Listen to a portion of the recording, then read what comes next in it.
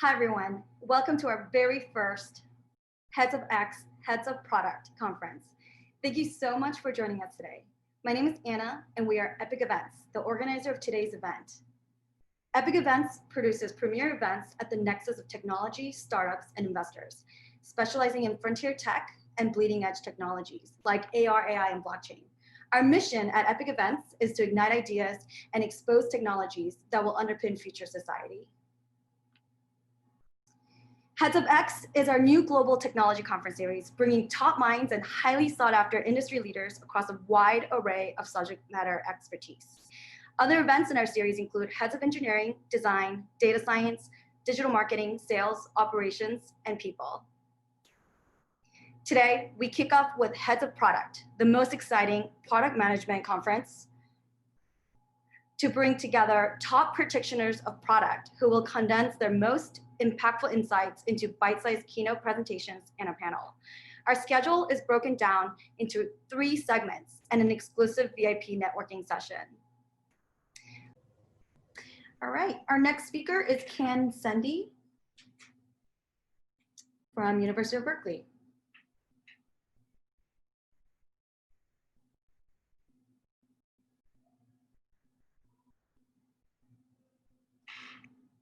Hello, everyone. Hey, welcome. Thank you for joining us. No problem at all. I'll just start and share my screen and we'll get going.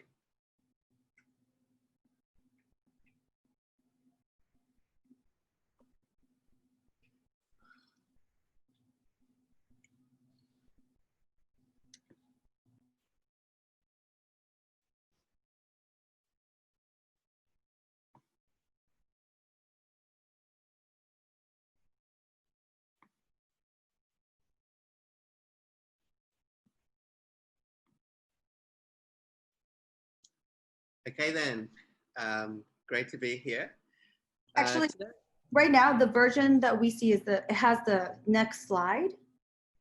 I don't know if you have the slideshow version, which could be this one, but usually. Yeah, sorry about that. Swap displays. Thanks for that. How about that? Perfect. Great. Thank you so much. Well, thanks for everyone for having me. Or a couple of technical hitches getting started. Just a quick intro, just a little bit about me. I've been doing product management at a executive level and independent contributor level and Silicon Valley for quite some time. Worked in a couple of different capacities across consumer and enterprise for small companies, large companies. I've also recently was head of product for Masterclass, and I've also for now 8 years been teaching product management at UC Berkeley. What I'm going to be speaking to you about today, and of course, I've recently released a book called The Influential Product Manager, and we're going to give you a little bit more information about that at the end, including some links that you can get a discount copy of. Today, I'm going to actually talk a little bit about a topic introduced in the book and a framework around how to think like a product manager. I'll start initially with a little bit of a personal story and then to tell a little bit more about what that framework looks like and how you might be able to apply it. Pretty early in my career, I found myself generally very good at looking at a problem, comprehending a huge amount of very disparate and sometimes contradictory data. I felt quite proud of that detective ability of mine, able to dig into analysis, find interesting trends and frame new insights that created clarity and a clear path forward for the team. However, on the other extreme, getting up at an all hands or talking about the progress of the team, being able to present in a group or presenting my vision to senior executives kind of horrified me. It was not something I was naturally good at, being an introvert. And what was missing was that I was pretty ineffective at getting broad-based support, convincing a team to pursue that obvious path. So even though I was pretty good at figuring out the path forward, I was struggling to really get an entire team and a stakeholder group to really get excited about that direction. I remember discussing this with my then manager and mentor after a difficult meeting where things hadn't really gone according to plan. And he said to me, Ken, it isn't sufficient to be right. Your analysis is nice and buttoned up and the data is very convincing, but your audience didn't feel it. How are we going to serve our customer better, build the business, inspire employees, and deliver against our strategic goals? Now, if you compare that to a peer of mine, he was very good at that. And I remember looking at one of his documents or one of his presentations, and he opened up with a lot of rich customer testimonials, a customer journey, and really painted a picture of how his product is going to change the world.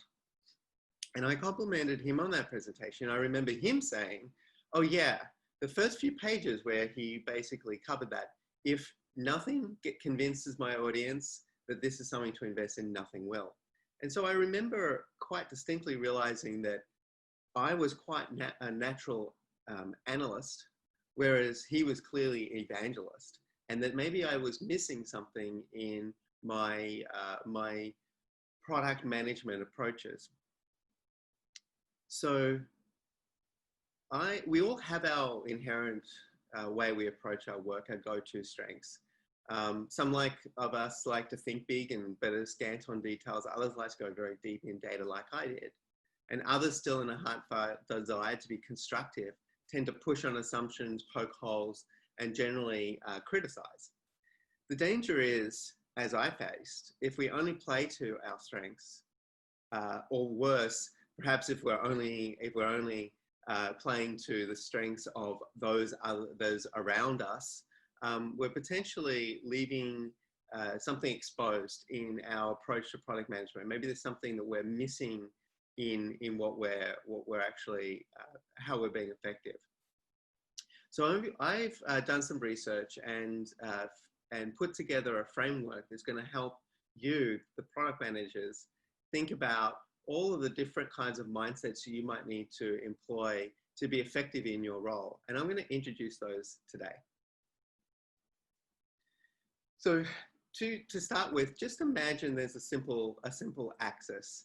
On one extreme, there is this imagine. Imagine means to look beyond today's reality, to be open to discovering new opportunities, multiple potential ways of tackling a problem, to build excitement for new possibilities, and to suspend long-held beliefs and ignore limitations. On the other end of the extreme, of course, is inspect. This is to look at the product, look at the reality, look at your customer today, what you have.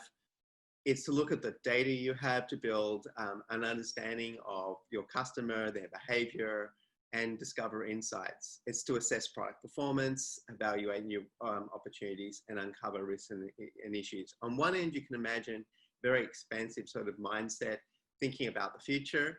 And on the other extreme, inspect, you're thinking a little bit more and looking at what the reality is today and trying to analyze what's going on.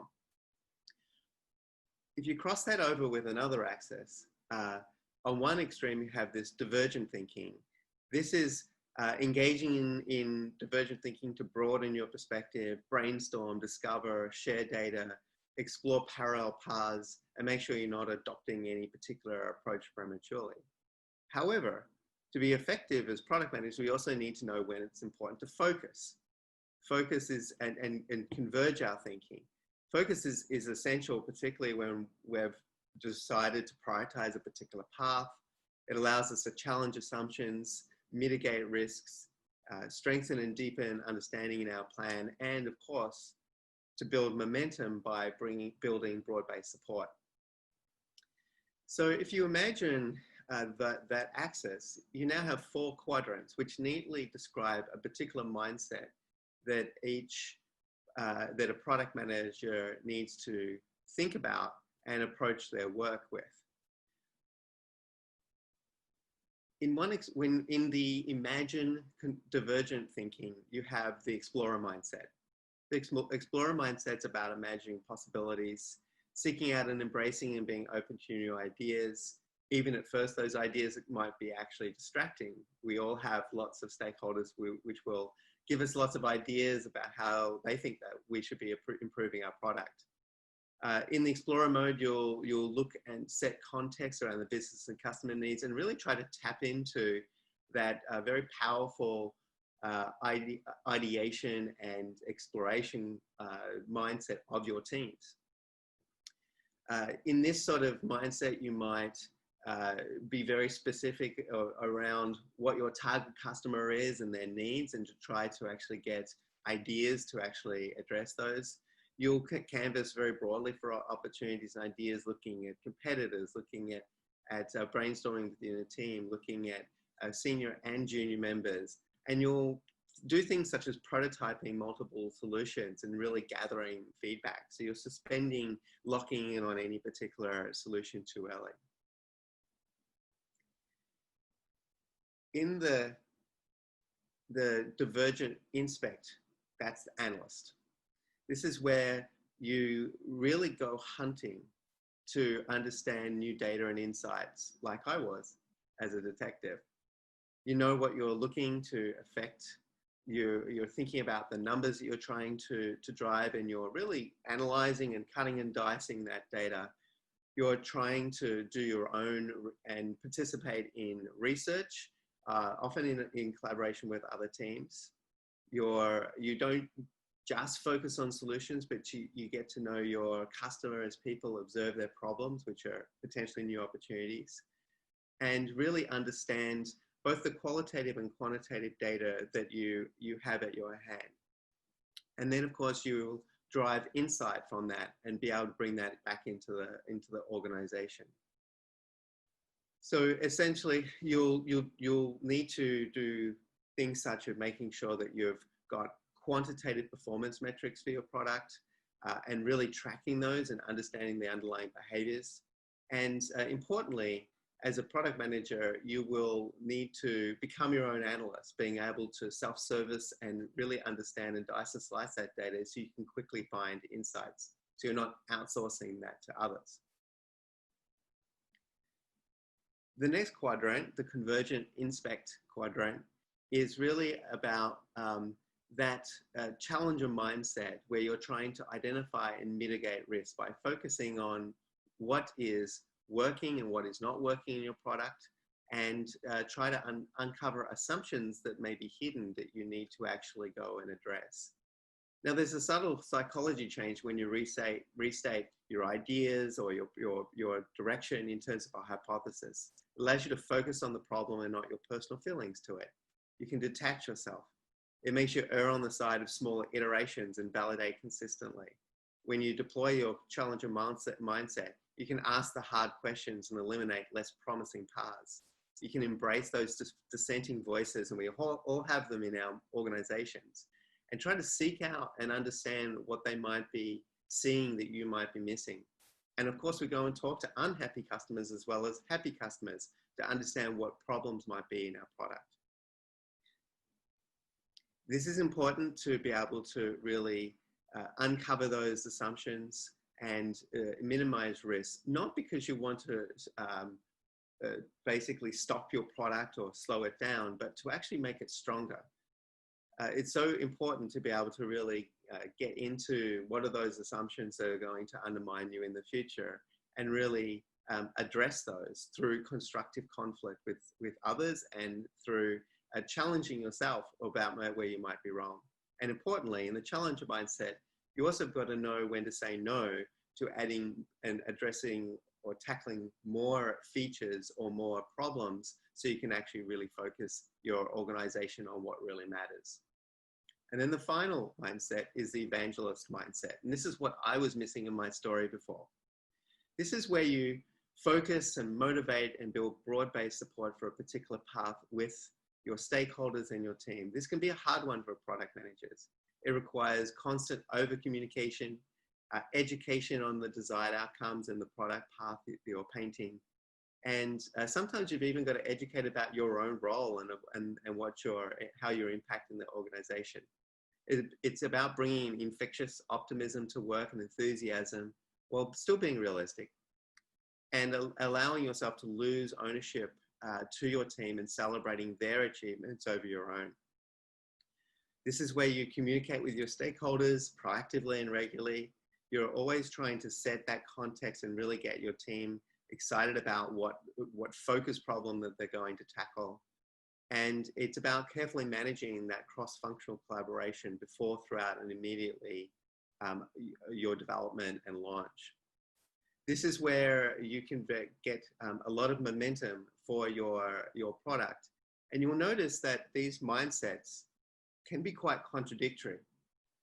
On one hand, you might be evangelizing something that you're working on and getting everybody super excited while you're uncovering risks that might undermine you.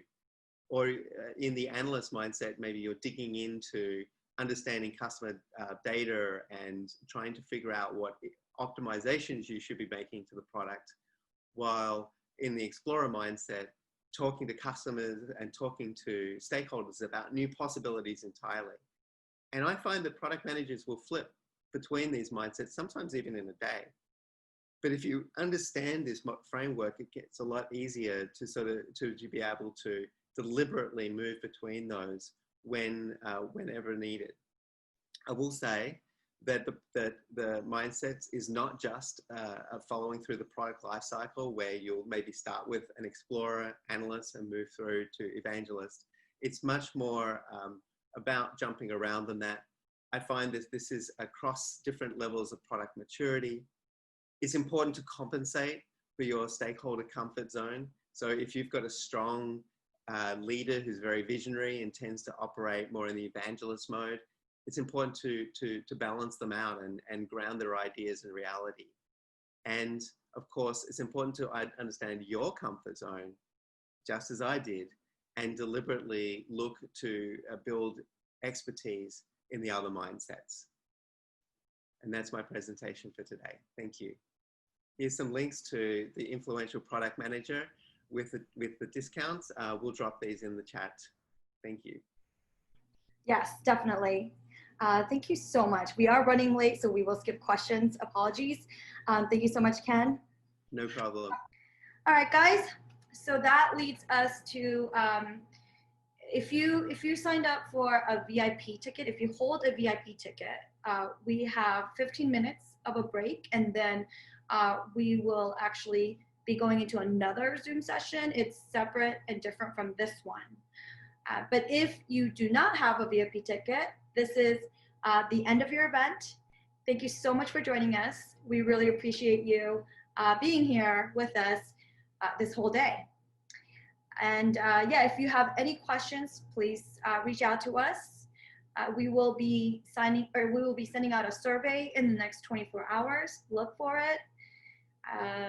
If you haven't signed up for our newsletter, please go to our website, www.daringlyepic.com. Also, you can contact us directly to learn more about our events. And yeah, hope to see you guys at other events and in the VIP session. Thank you so much. Bye, guys.